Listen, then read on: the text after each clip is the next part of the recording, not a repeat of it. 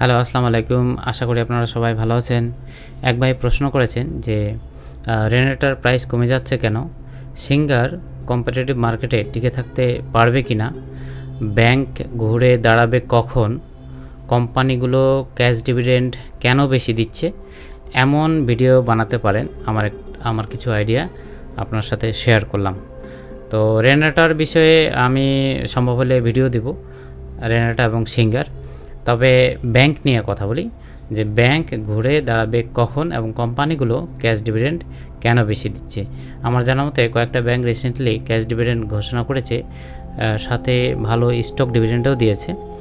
আর bank ঘুরে দাঁড়াবে কখন, এটা কথা যদি বলতে হয় যে ব্যাংক সেক্টর আমার ব্যক্তিগতভাবে একটা আস্থার জায়গা ছিল, কিন্তু বিগত সময়গুলোতে আর্থিক খাতের অবস্থা এমনভাবে খারাপ করা হয়েছে যেটা আর ভাষায় প্রকাশ করা যাচ্ছে না। একজন মাত্র ব্যক্তি দায়ী, সেটা হচ্ছে নাম হয়তো বলা যাবে না। তার বিরুদ্ধে কোনো ব্যবস্থাই নেওয়া হয় নাই, বরং পেপার পত্রিকাতে যদি কোনো নিউজ আসছে সেটাকেও আপনার কিভাবে পোস্টপোন করা যায় কিনা সে ব্যবস্থা করা হয়েছে। আর মজার ব্যাপার হলো কি যে ওই ব্যক্তিটি আমার মনে হচ্ছে যে এখন আবার বর্তমানে যারা সামনে ক্ষমতায় আসতে পারে এরকম সম্ভাবনা যাদের রয়েছে সম্ভবত তাদেরকেও ম্যানেজ করে নিয়েছে। এটা হচ্ছে একটা দুঃসংবাদ। আমরা দেখতে পাচ্ছি যে ব্যাংকগুলোর অবস্থা খুবই খারাপ। আইসিবি ব্যাংকের দাম মাত্র 3 টাকা, জিআইবি 3 টাকা 70 পয়সা, ইউনিয়ন ব্যাংক 3 টাকা 70 পয়সা, এনবিএল 4 টাকা 10 পয়সা। যে ব্যক্তির কথা নামটা আমি বললাম না, ওনার আন্ডারে 7টা ব্যাংক ছিল, 7টা ব্যাংক ছিল এবং 7টা ব্যাংকের অবস্থাই খুব খারাপ।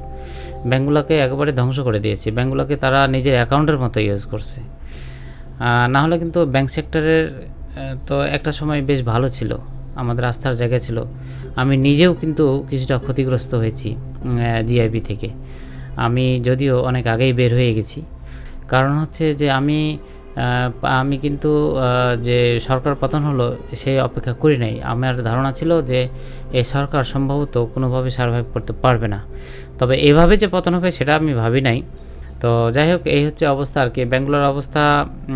আর আপনি যেটা প্রশ্ন করেছেন যেটা ঘুরে দাঁড়াবে কি না, তা আমার মনে হয় যে ব্যাংক ঘুরে দাঁড়াবে, তবে ওই 7টা ব্যাংক নিয়ে এখন কোনো ডিসিশন হয় নাই।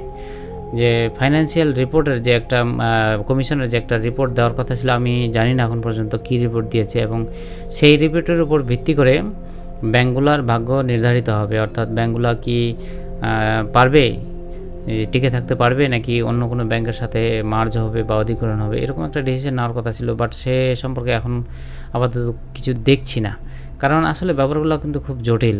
হ্যাঁ, তো কিছু ব্যাংক ভালো আছে, সব ব্যাংকই যে খারাপ তা না।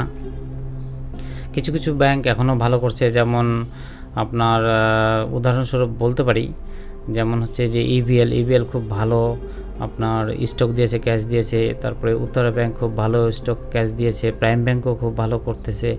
কারণ হলো কি যে ওই সব ব্যাংক, যে 7টা ব্যাংকের কথা বললাম, ওই সব ব্যাংক থেকে টাকাগুলো বের হয়ে এই ভালো ভালো ব্যাংকগুলোতে টাকাগুলো আসলে ইন করছে। কারণ বাংলা টাকা তো পাচার হয় নাই, আমাদের যে টাকা ইউজ করি সেই টাকা কিন্তু পাচার হয় না, পাচার হয়েছে ডলার। সো এই এক কারণে কিন্তু আমাদের টাকার মানও কমে গেছে। আর টাকাটা তো রয়ে গেছে, কিন্তু ওই ব্যাংকগুলো থেকে টাকাটা বের হয়ে যেহেতু ওখানে মানুষের ফেথ নেই, ওই ভালো ব্যাংকগুলোতে জমা দিয়েছে। তো কিছু কিছু ব্যাংক আছে ভালো করতেছে, এটা আসলে এক কথাই বলা যাবে না, তবে একটু সময় লাগবে। আর ওই 7টা ব্যাংকের ভাগ্যে কী হবে এটা এখন পর্যন্ত বলা যাচ্ছে না। এটা ডিসিশন হলে হবে, তো একটা ডিসিশন নিয়ে নেওয়া বেটার। ধন্যবাদ, আসসালামু আলাইকুম।